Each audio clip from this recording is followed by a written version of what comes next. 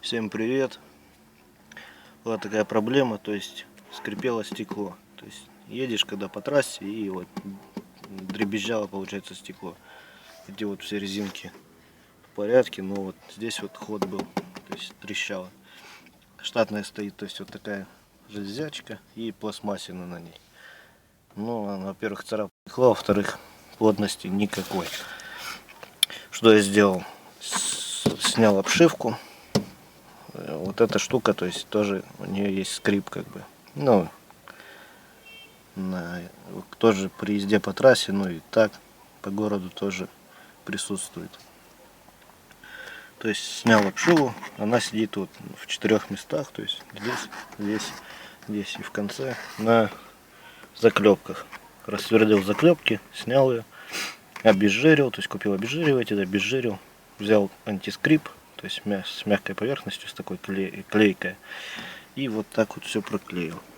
Вот, то есть, думаю, видно, так вот все проклеил, полностью ее в круг проклеил. Также купил девятошные резинки, вот такие вот.